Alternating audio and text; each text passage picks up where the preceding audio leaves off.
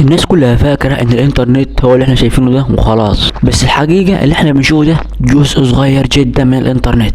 خلينا اشرح لك الموضوع ببساطة. اول حاجة الانترنت العادي وده اللي بنستخدمه، زي مثلا ندخل على جوجل، ندخل على اليوتيوب، ندخل على الفيسبوك، نتفرج على الفيديوهات، هو ده الانترنت العادي، وده بنسميه الويب السطحي، وده اي حد يقدر يوصل له بسهولة. طب ايه بقى الديب ويب ده؟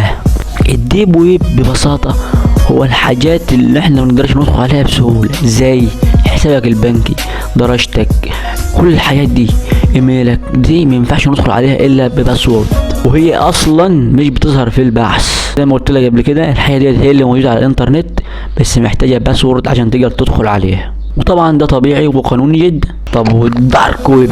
الدارك ويب ده صديقي هو هنا بقى الخطر يزيد شوية، عشان الدارك ويب، الدارك ويب هو جزء صغير من الديب ويب، بس ده محتاج برامج او حاجات كده عشان تقدر تدخل عليه. بعض الناس بتستخدمه في حاجات قانونية زي حماية خصوصيتها، وفي ناس تاني بتستخدمه في الاختراق، والناس دي طبعا الناس مش محترمة، وفي ناس تاني بتستخدمه في حاجات كده ممنوعة وخطيرة. الخلاصة الانترنت العادي هو اللي احنا بنستخدمه كل يوم. الديب ويب مواقع خاصة مش باينة في البحث اصلا. الدارك ويب جزء سري محتاج ادوات عشان تقدر تدخل عليه.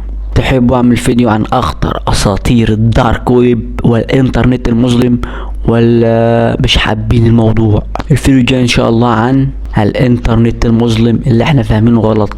واشوفكم الفيديو الجاي يا جماعه. ولو وصلت معايا لحد هنا عايزك تشترك في القناه، وكل سنه وانتم طيبين ورمضان كريم علينا وعليكم، والسلام عليكم.